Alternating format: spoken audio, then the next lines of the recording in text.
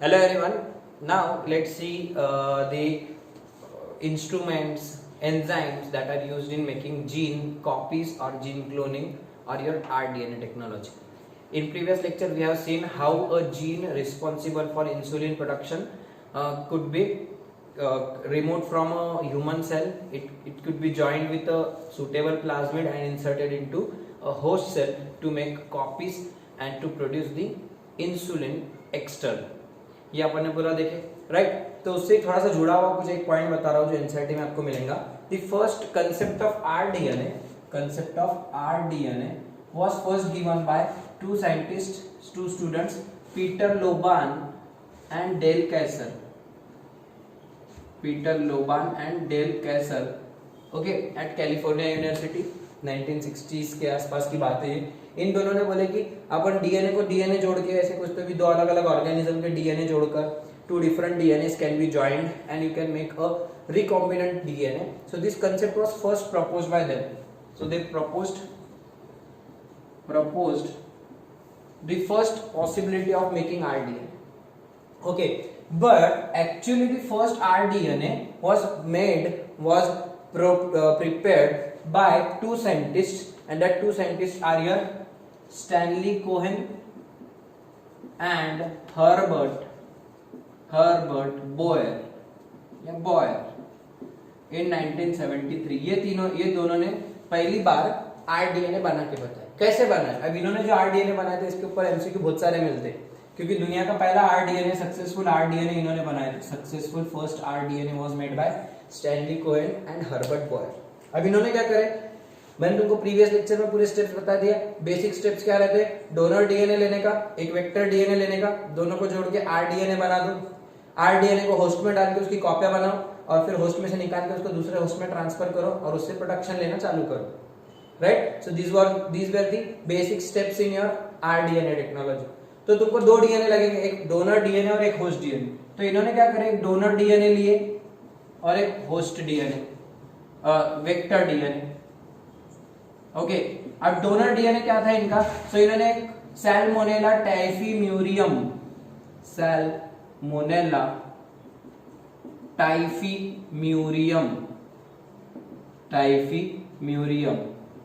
This causes paratyphoid, a kind of toxicity, food poisoning जैसे typhoid रहता।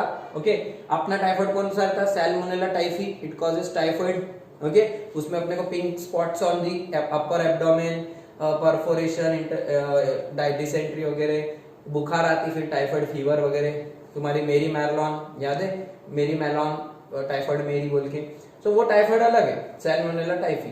तो उसका भाई एक सैल्मोनेला टाइफीम्यूरियम, ये एक बैक्टीरिया था। ये बैक्टीरिया की प्लाज्मिड में, अब ये main DNA that is called genomic DNA and a small circular double stranded DNA, it is called extra chromosomal DNA, we call it as plasmid. So this plasmid has a gene, it has a gene called and tetracycline resistant gene,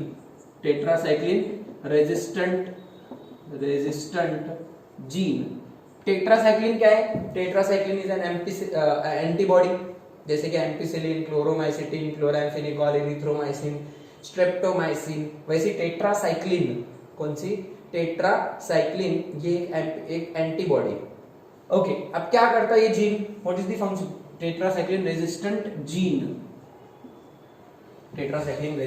gene means this plasmid, it is the native plasmid, मतलब उसकी cell का खुद का, native मतलब local, उसका खुद का। So native plasmid of Salmonella typhimurium having a gene for antibiotic resistance, which antibiotic? Tetracycline. How does it work? Whenever it works as follows, whenever tetracycline is given to this bacteria or tetracycline solution is added over this bacteria, so tetracycline when enters the cell, so the resistant gene can deactivate this tetracycline by producing some proteins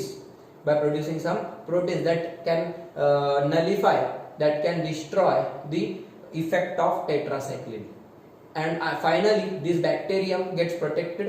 It gets protected from the antibiotic effect. It does not get killed due to antibiotic.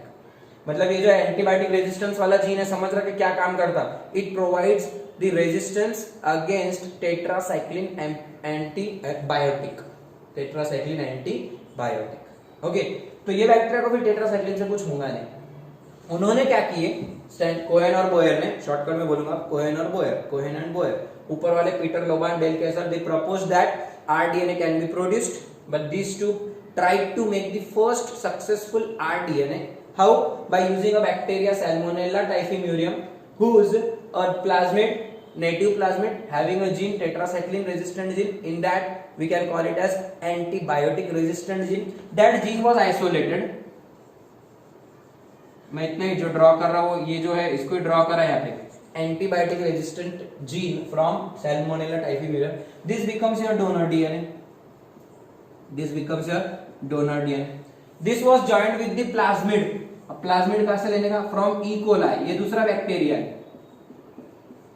देखो, donor कौन है? Salmonella टाइफीम्यूरियम. और vector देने वाला कौन है? E. coli. ये भी बैक्टीरिया है, ये भी बैक्टीरिया है. बैक्टीरिया में दोनों में प्लाज्मिड रहता, तो इसके पास भी प्लाज्मिड रहेगा, बट इसके प्लाज्मिड में एंटीबायोटिक रेजिस्टेंट जीन नहीं रहता.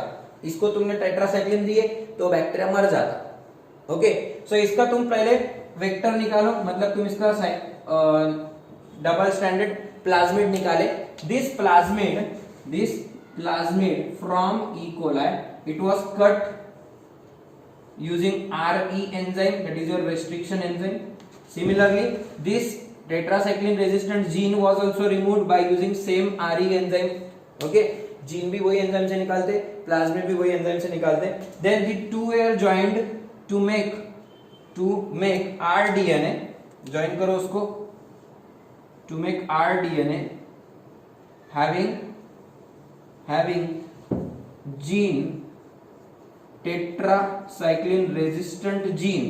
देखो उसको बड़ा कैपिटल R लिखा ऊपर मैंने, मतलब वो रेजिस्टेंस वाला जीन है. Tetracycline resistant gene from Salmonella typhimurium was joined with plasmid vector from E. coli to make the first rDNA. By using enzyme DNA ligase. Ligation जोड़ने के लिए कौन सा एंजाइम लगता है? ये दोनों को जोड़ने के लिए DNA ligase. And then this rDNA was inserted into the E. coli. अगली स्टेप तुमको पता है क्या रहती?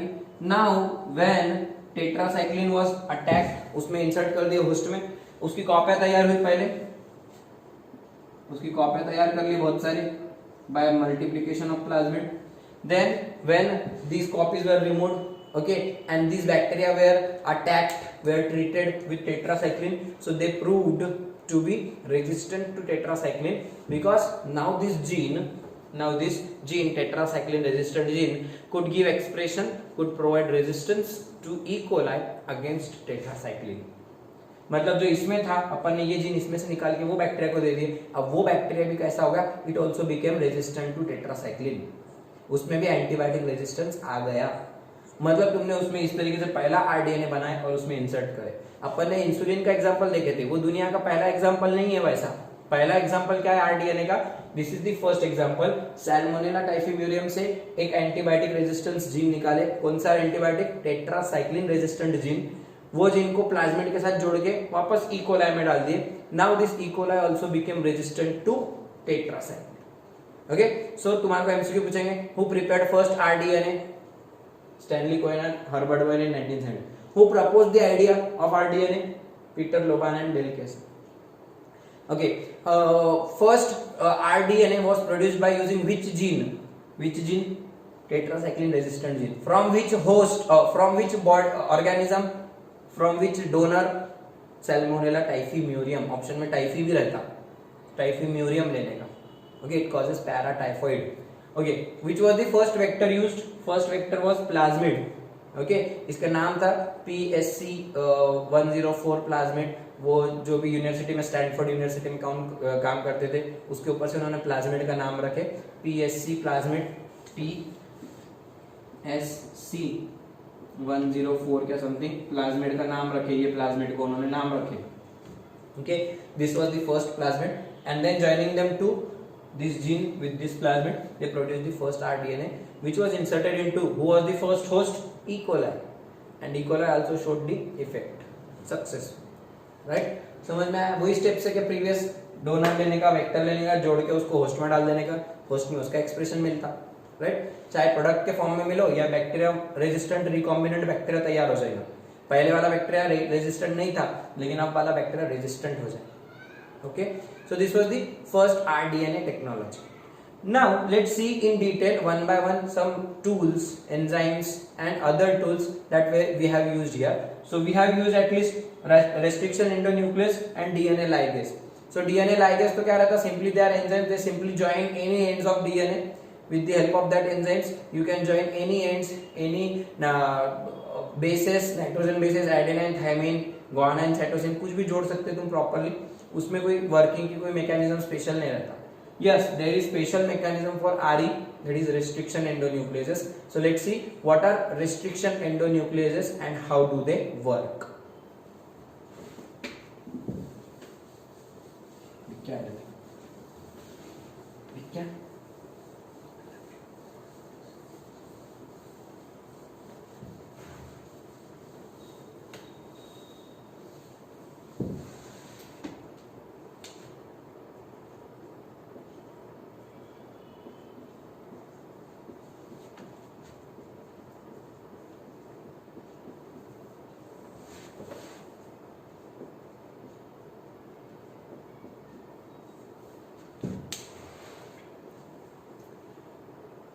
What are restriction endonucleases? RE enzymes, restriction endonuclease enzymes और RE enzymes. So तुमको इतना पता है कि restriction endonucleases, they are the types of nucleases. Nucleases are the enzymes that help in cutting the nucleotide, nucleic acids. DNA और RNA को cut करने वाले enzymes nucleases. So सबसे पहले रहते हैं nuclease. They cut or hydrolyze nucleic acid, चाहे DNA या आरएनए हो। डीएनए को कट करने वाले डीएनएज, आरएनए कट करने वाले आरएनएज, ओके, बट दोनों कंबाइन में बोल दिया तो तुम्हारा न्यूक्लियस। ओके, अब इसके दो टाइप्स रहते हैं, एंडोन्यूक्लियस और एक्सोन्यूक्लियस, या एक्सोन्यूक्लियस और endonuclease. What are exonucleases? So they cut the DNA at the ends or they cut the RNA at the ends. अब DNA और RNA के बदले में सिर्फ DNA बोलते जाऊंगा, समझ लेने के वो RNA को भी कट कर सकते, बट DNA कट करने का अपने को mainly because we are working at DNA level, RNA को कटिंग मीटिंग नहीं कर रहे अपन। सो DNA को कट करने का, जैसे कि ये DNA, इसको ये 5 बार एंड 3 बार एंड, ओके, और ये 3 बार, ये 5 बार, जो भी हो, ओके। तुमको क्या करने का, यहाँ पे फिर सीक्वेंस रहेगी DNA के, ओके, सीक्वेंस क्या रहेंगी, A G T T C A C C A T T A, और उसकी कॉम्प्लीमेंट्री सीक्वेंस दूसरे स्टैंड पे प्रेजेंट रहेंगी, राइट। तो तुम इसको कट कैसा कर सकते हो? दो तरीके से कट कर सकते हैं। Either you can cut from ends पे से, इधर से शुरू करके इतना टुकड़ा कट कर देने का पहले डीएनए का, फिर इतना टुकड़ा कट कर देने का, फिर इतना टुकड़ा कट कर देने का, मतलब तुम ये एंड से चालू कर सकते, और फ्रॉम दैट एंड तुम इधर से कट कर, इतना टुकड़ा कट करे, फिर इतना टुकड़ा कट करे, like this you can cut the DNA at ends from outside, exo means outside, okay, so they cut the DNA at ends, that is from outside, therefore these enzymes are called exonucleases, so बाहर से काटते आते DNA को, ठीक है। But if you don't want to cut the DNA from outside, you want a specific segment in between the two ends, तुम्हारे को दोनों एंड्स के बीच में का कोई हिस्सा चाहिए, जैसे कि फॉर एग्जांपल आपके सामने ये सीक्वेंस है, यहां से लेके यहां तक, ये सीक्वेंस है GAATTC, ओके, तुमको ये कोई सीक्वेंस है, तुमको इतना ही टुकड़ा चाहिए यहां से लेके यहां तक का, ओके, और इधर बहुत बड़ा डीएनए है और इधर भी बहुत बड़ा डीएनए, बहुत बड़ा है डीएनए, 2 मीटर का रहता, एंड तक कितना लंबा रहेगा, और तुमको कहते हो बीच में का एक आधा डीएनए हो, तो टुकड़े टुकड़े टुकड़े टुकड़े काटते आएंगे तो कितने घंटे लगेंगे, कितना टाइम जाएगा, इतनी देर रुक सकते क्या? नहीं, और प्लस उसमें टुकड़े टुकड़े काटने में डीएनए डिस्ट्रॉय भी हो सकता, तो बहुत सारे रिस्क रहते हैं। एक्सोन्यूक्लियस ज्यादातर यूज नहीं कर सकते अपन, अपने में खाली स्पेसिफिक जगह पे का डीएनए चाहिए, स्पेसिफिक लोकेशन पे का, और वो भी दोनों एंड्स पे का नहीं होना, एंड्स के बीच में कहीं कभी।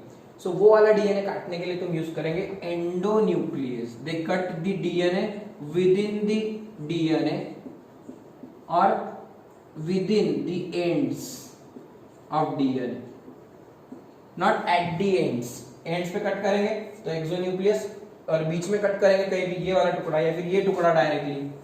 So you can cut it directly at between the two ends, therefore that enzymes are very specific and they are called endonucleases. समझा? दो types. Okay, your restriction endonucleases, restriction what are the differences? Exonuclease, endonuclease, समझा? They cut between fiber at fiber end or 3' end. Okay, they cut between two ends at a specific location.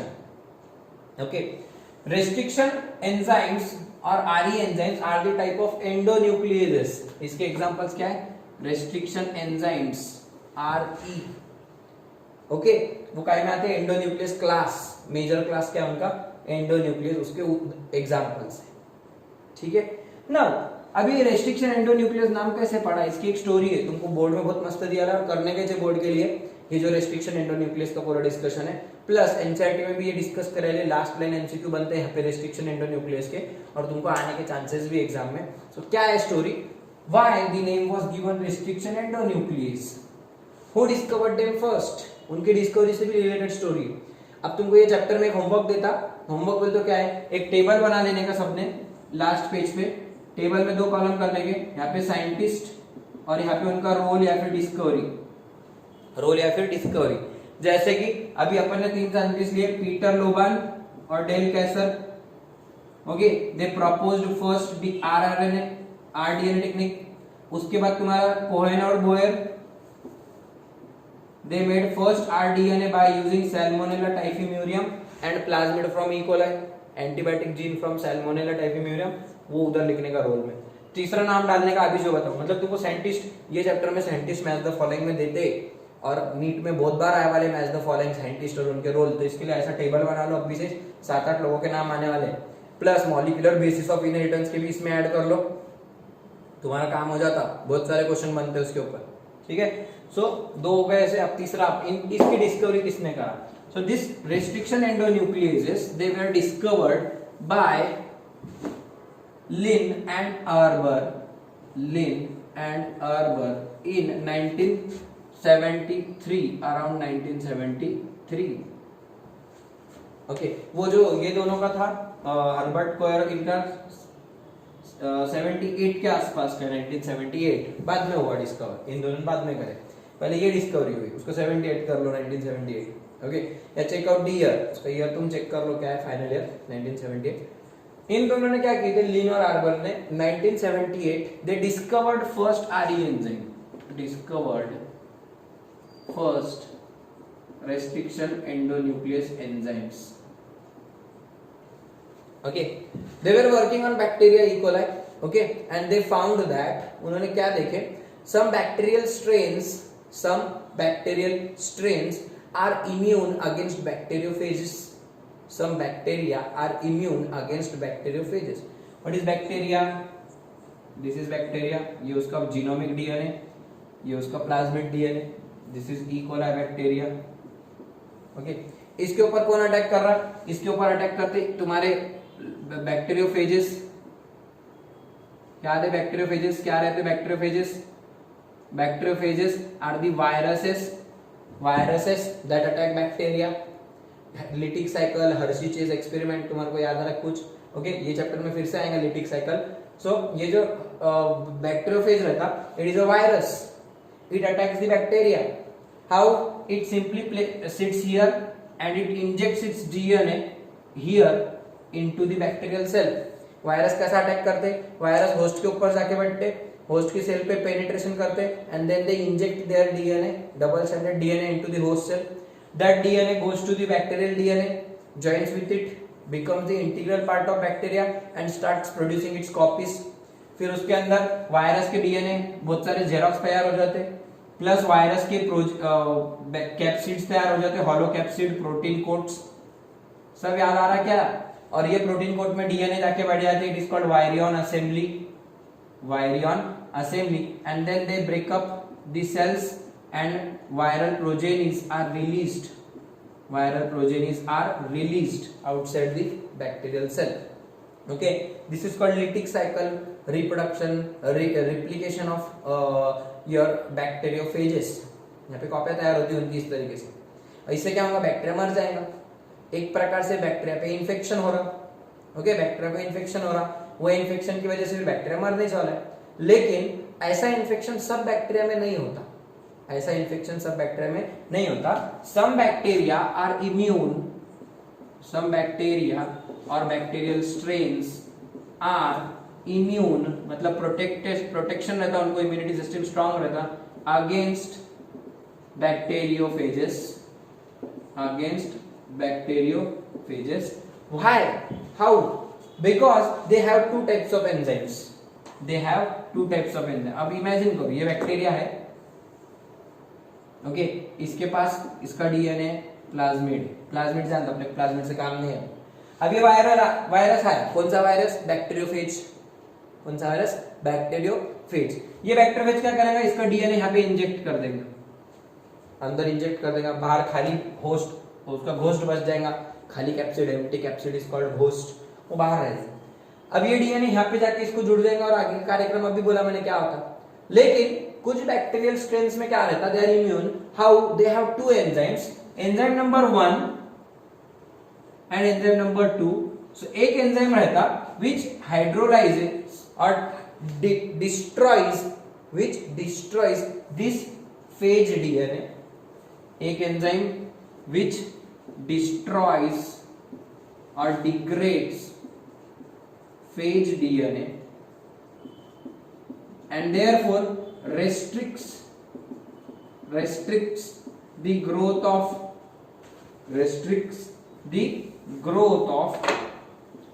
bacteriophage in bacteria, restricts the growth of bacteriophage in bacteria. कौन सा enzyme? ये एक enzyme है bacteria में, कुछ bacteria में, सब में रहता है. This enzyme can destroy the phage DNA. This is phage DNA. Okay, so this enzyme can attach to this DNA and it can destroy it, hydrolyse it by nucleolytic activity. Nucleolytic मतलब nucleic acid का lysis कर देना, break down कर देना, and thus this DNA gets destroyed. This DNA gets destroyed. Means you are getting protected from the bacteriophage. This bacteria is getting protected from the bacteriophage. We want this only कि bacteria को immunity मिलना. Okay, these enzymes were named as restriction enzymes. Restriction enzymes. क्यों नाम पड़ा उनका restriction enzymes? Because they have the capacity to restrict the growth of bacteriophage in bacteria. Restriction word का meaning क्या है? These enzymes have the capacity to restrict or stop the growth of bacteriophage in bacteria by destroying the bacteriophage DNA. By destroying the bacteriophage DNA. So तुमको ये जो restriction endonuclease नाम है, तो वो endonuclease ही है, वो DNA को तोड़ रहे हैं. न्यूक्लियस का काम डीएनए तोड़ना, एंडोन्यूक्लियस अंदर तोड़ना, कैसे भी तोड़ना, बट डीएनए टूट रहा, डिस्ट्रॉय हो रहा. डीएनए टूट गया तो बैक्टीरियोफेज जी पाएगा क्या, कॉपी बन पाएंगे क्या? नहीं. मतलब you are restricting the growth of bacteriophage in bacteria. So why this term restriction is there? MCQ पूछते, क्या पूछते MCQ? What do you mean by word restriction in restriction endonuclease or this class of enzyme? Restriction represents, it is used because this name was given because these enzymes were discovered in bacteria in which these enzymes were able to restrict the growth of bacteriophage by destroying the phage DNA. समझा? Okay, पहली चीज समझी, पहला enzyme समझा. Okay, अब bacteriophage तो मर गया, आए नहीं समझो उसका growth he. but these enzymes have a capacity of destroying DNA. They destroy DNA. They can destroy DNA. बराबर, चाहे वो फेज का हो वैसा बैक्टीरिया का भी डीएनए. मतलब अगर फेज नहीं आया, बैक्टीरियोफेज नहीं आया, तो वो ये एंजाइम क्या करेंगे? अरे ये भी DNA. They can also destroy the bacterial DNA. they can also destroy the bacterial DNA. Means you are also having a threat. You are also having a threat. On the one hand, they are providing you defense. एक तरफ क्या करे? They are providing you defense against bacteriophage, immunity against bacteriophage. But on the other hand, they can destroy your own DNA. They can destroy the bacterial DNA. मतलब अब इसको भी tension होगा, भाई एक को मार के अपने को बचा रहा लेकिन अपने को भी नुकसान कर सकता हो. Now therefore you need another enzyme, group of enzyme known as methylase. दूसरा ग्रुप कौन सा है? मिथिलेज या methylase, which adds methyl groups around your bacterial DNA at the ends of bacterial DNA. Okay, अब ends तो रहते नहीं बट उसका मिथिलेशन करता, so it adds or it perform methylation or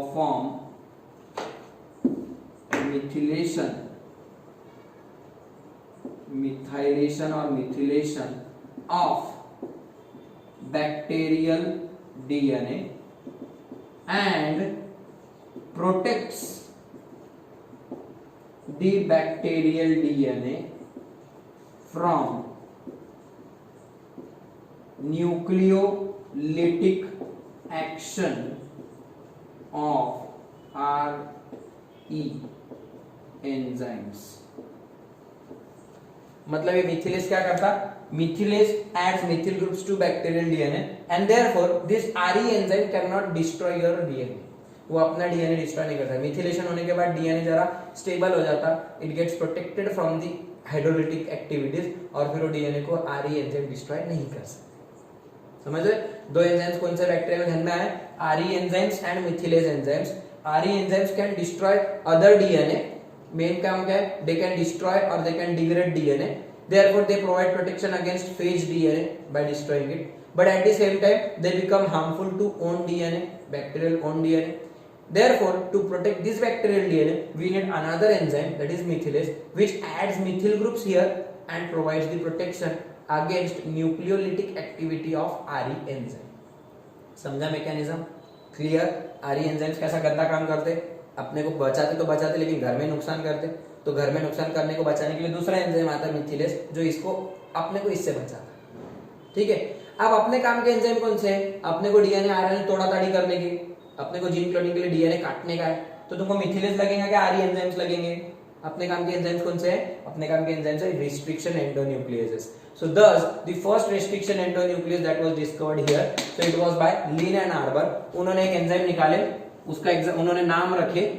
अब नॉमेनक्लेचर भी देखो, उन्होंने जो एंजाइम ढूंढ के निकाले थे वो एक ई कोलाई बैक्टीरिया में से निकाले थे. Okay, it was called EcoR1. Okay,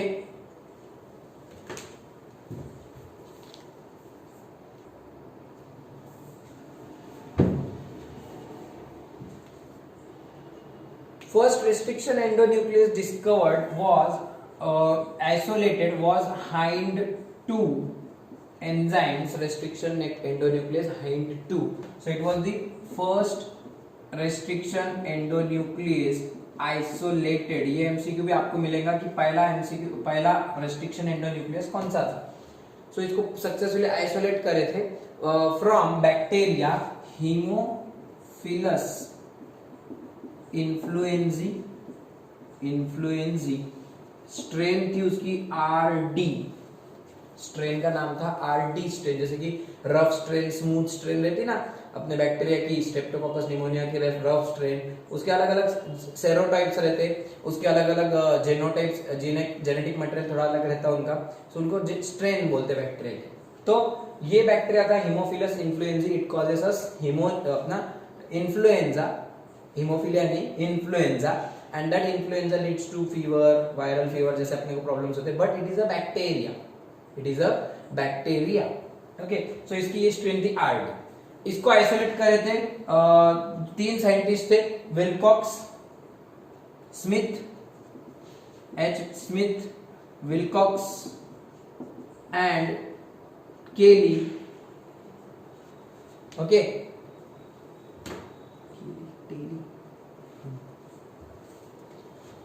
in 1968 ये तीनों ने इसको आइसोलेट करे थे और इनके 5 साल पहले ये लिन और आर्बर, अरे 73, इसको 63 करो, इनके 5 साल पहले इसने रेस्ट्रिक्शन एंडोन्यूक्लियस नाम कुछ हो सकता है ऐसा बोला था, और उनके 5 साल के बाद ये तीनों ने क्या करे, स्मिथ, विलकॉक्स और केली ने, they first isolated the first restriction endonucleus, they called it as hind 2, not hind 3, hind 2. Okay, it was isolated from Haemophilus influenzae A. अब अगर आप नाम देखें तो नॉमेनक्लेचर देख लो यहाँ पे थोड़ा सा क्या है, कैसे नाम रखते। hind 2, this was the name according to Haemophilus influenzae D. तो तुमको तीन चीजें दिख रही, H is from genus name, the first letter comes from genus name, क्या बता रहा मैं, nomenclature of restriction endonuclease enzyme, तो उसका नाम कैसा रखते, so the first letter H is capital letter, it comes from the genus name of bacteria, then the second two letters, second part is the two letter, that is HIN, IN is from the species name, that is influenzae, species name के two letters influenzae, then D is the from strain, R या फिर D जो भी रहेगा, so third letter या third part which is generally in the same name, so this is third part, it is from strain, strain का नाम RD है तो उसका D लिया रहा है यहाँ पे, okay, hind में का D stands for strain है, and 1 2 3 ऐसे जो रोमन नंबर्स रहेंगे, so that Roman numbers they represent the number or the number of enzyme in the order in which it was discovered, order in which it was discovered, order in which it was discovered। मतलब क्या, पहले hind 1 नाम का एक enzyme मिला होगा, hind 1 enzyme मिला, उसके बाद हाइंड 2 मिला होगा, लेकिन hind 1 was not having proper property, उसका सक्सेसफुल नहीं हो पाया, तो उसके बाद सक्सेसफुली हाइंड 2 निकाले उन्होंने, और हाइंड 2 को फिर उन्होंने 2 नंबर दी। ये जो 2 नंबर रहता है इसके लिए हाइंड 3 भी रहता है, ऐसा हाइंड 4 भी रहता। सो समझो ये जो 1 2 3 4 है Roman number, this represents what, the order of their discovery, order of their discovery.